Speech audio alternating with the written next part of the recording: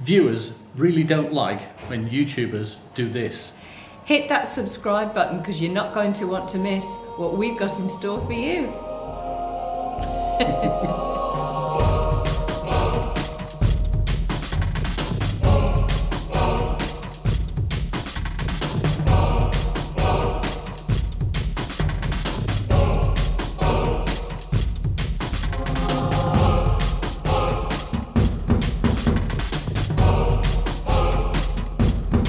There is a kind of snack food that you can find all across Turkey, and it's called gözleme, and it's just as beautiful watching it being made as it is eating it. You've seen and heard us make reference to the markets that happen in Kaş every Friday. Well, some of you said, could you just take us round the markets in a little bit more detail and show us what goes on? Today being Friday, that's exactly what I'm going to do. As we enter in through to the lower part of the market, the first stall that we come across is this guy who's selling an awful lot of knives, scythes, all sorts of cowbells and goat bells and sheep bells. Basically, a lot of the simple tools that a lot of the local farmers would be using on a day-to-day, weekly basis. Lots of aromatic stuff here. We got shower products and soap products and hair shampoo, big bits of soap here as well, large blocks of soap. And basically, if you want this cut to size, the soap goes in here and he chops off the size of soap that you want. Of course, you can't come to a farmer's market without fresh fruit and veggies, and this is the fresh fruit and veggie stall that we always get our stuff from every Friday. The lady here knows us from the last time we were here, Merhaba, and she always gives us a good deal. Of course, this is not the only fruit and veg stall in the market. There are plenty more to choose from, and some of them, if you have a look around, have things that others don't have. Strawberries are the big thing right now. Plenty of fresh strawberries abound, and they are really, really juicy and tasty. This is an interesting thing as well. These seed pods are actually dried, and they're just eaten. You just sit there and chew on them and eat them. It's an unusual taste. It's quite nice. So if you see these around, buy one and chew down on them and see what you think. Here's a good example of something I was talking about before. This guy obviously specializes in fresh mushrooms, and these mushrooms look absolutely fantastic, and I should know because they're one of my favorite things to eat. So again, shop around. Each stall has something unique to offer, and this is probably where I buy my fresh mushrooms from. This stall is always busy. They have lots and lots of different cheeses, all fresh, and of course lots and lots of marinated olives. And if you're not sure which olive you want, just ask to try one. They're quite happy to let you try one. So if you're looking for some gift ideas, this store here has some amazing wood carvings, and he's turned them into beautiful little set pieces that you can have on your coffee table. These in particular are great. They've got little built-in candle holders, so that create a nice ambience at the night time. Great wall hangings too. Clock. Lots and lots of really, really nicely finished wood here. So check this stall out as well if you're looking for some unique gift ideas. Now, this stall is one of my favorite stalls in the market. This is the herbs and spices, and the smells coming from here are absolutely amazing. There's so much to look at here and so much to choose from. It's hard to know where to point the camera first. They even have things like dried marigolds, dried pomegranate. These are all sort of teas that you can brew up for yourself as well. Lots of different types of saffron as well. Turkish, Indian, Spanish and Persian saffron. Just amazing. And if you're feeling like a little bit of a snack, there's even Turkish delight here. Orange, melon, rose pink, pomegranate, apple. So a great stall to come and indulge your senses. And if you get overwhelmed by the vast array of stuff that's on offer, then you can always go for one of these great little gift packages which has all sorts of different stuff in it, and a little grinder included as well. What a great idea to take back home for someone who is into a bit of cooking and would like some tastes of Turkey. Right next to the spices stall is the dried fruit stall, and if you've got a sweet tooth like I have, then you're going to love this place.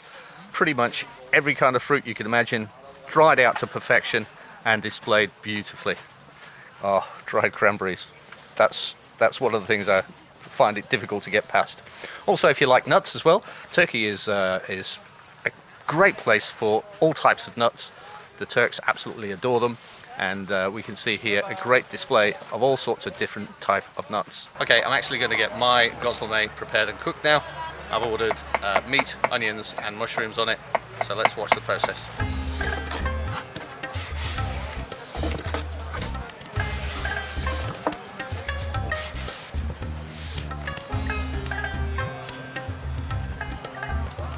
For such a thin pancake, the amount of ingredients that went on there really quite generous, so it's going to have a lot of good flavors.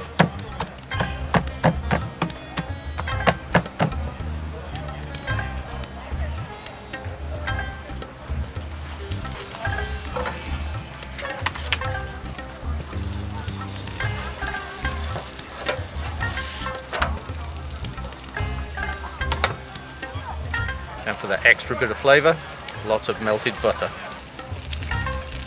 So a different kind of filling on this one, lots of cheese, Mushroom, lots of pepper, onions and carrot, and some herbs in there as well. She makes it look so easy.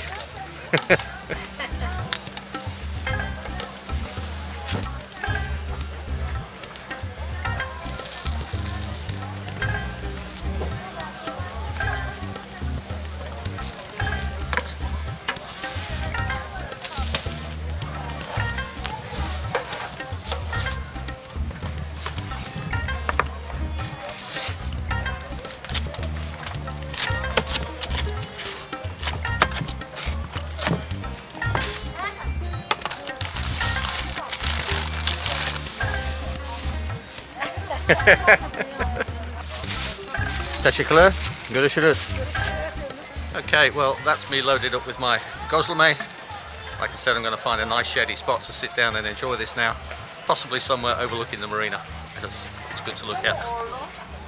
And that is Cash Market on a Friday in the winter.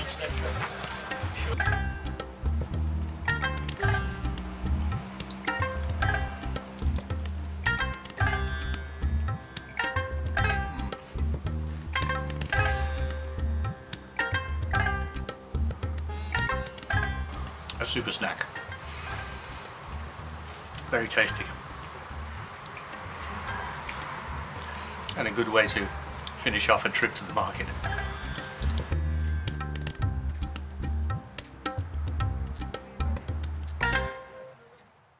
Recent travel restrictions, which have been problematic for getting out of and into various countries, have led to a lot of downtime. And here in the marina at Kaş in Turkey, we've been spending that downtime thinking about our future travel plans. And basically, we asked ourselves a question: what is the ultimate objective of sailing ABC?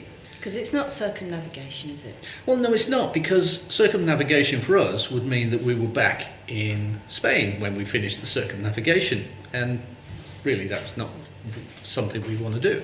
I mean, we truly love Spain, but that's not actually where we want to finish our journey, is it? No. So if circumnavigation is not the objective, what is the objective? Going to Australia. That's right. Yeah. That's what we want to do. We want to get from here Yeah. back home. Yeah, and there's two different ways that we can go, aren't there?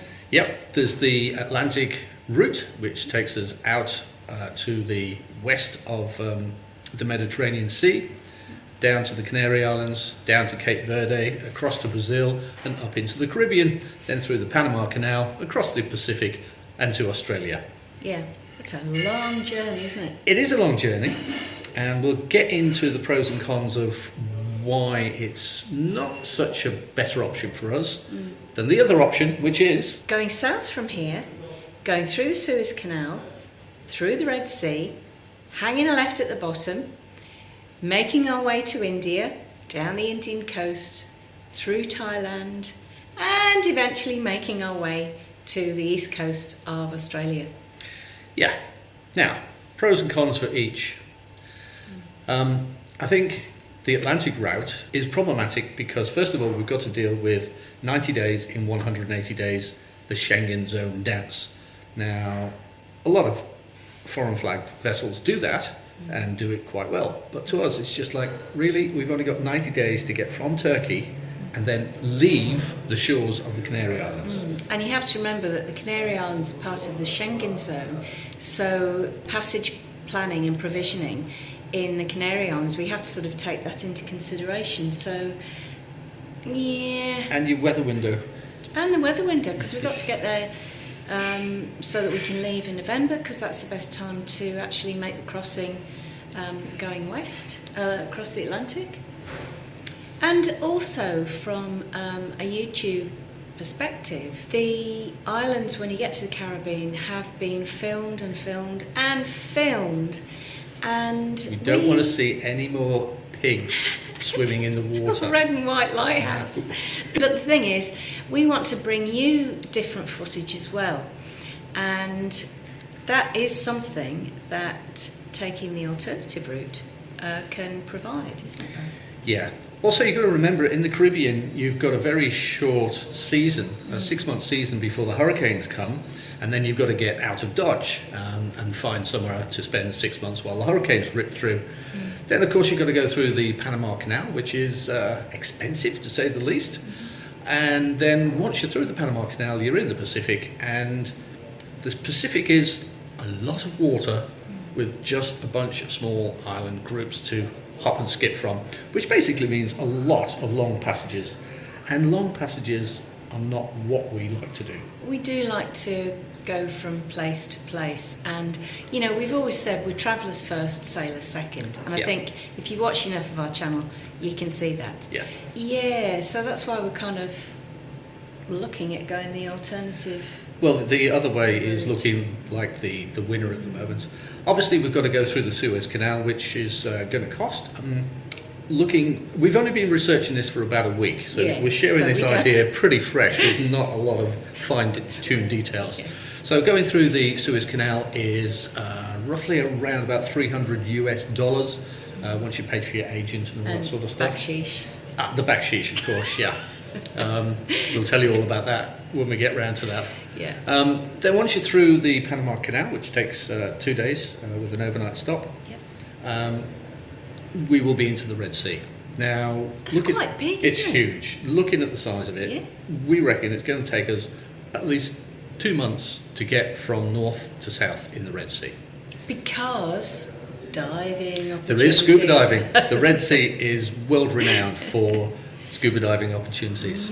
So we'll be stopping and doing a lot of that, hopefully. And also, look, Egypt. Yeah.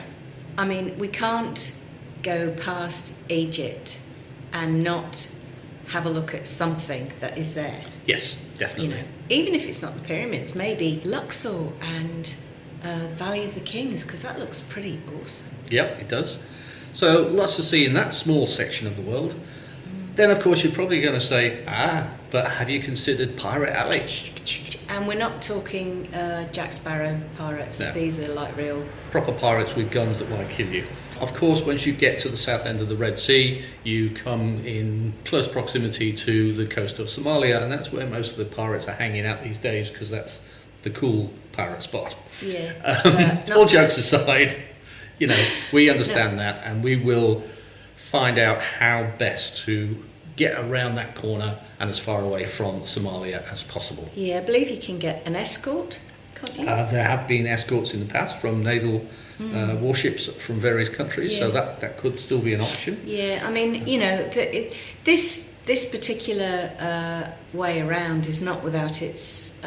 Challenges? Yeah. Yeah. Yeah. But, you know, we're up for a challenge. Yes. And then... Risks, I was going to say, actually. Okay, risks and challenges.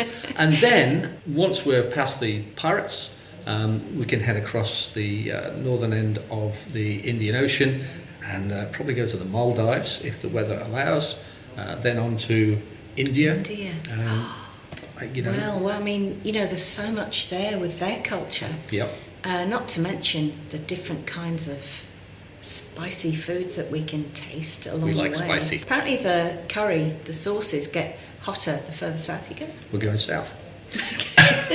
Then, of course, on to Thailand and then through Malaysia, Singapore, Indonesia, and then next thing you know, you're going to bump into Australia. So that's the plan. Well, let's hope So that we far. not actually bump into it, but yeah. Yeah.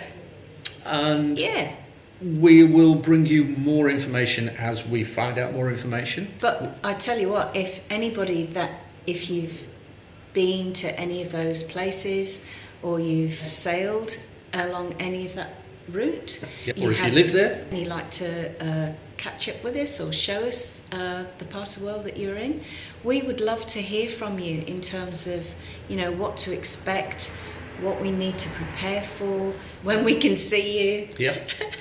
So leave a comment down below and Yeah. just let us know your thoughts about our thoughts. Yeah, And- and you know, whether you'd like to see that as well. Yeah. Or do you want to see the pigs swimming in the water off that Caribbean island Again. Anyway, we'll get more details to you guys and girls as soon as we have them. Yeah.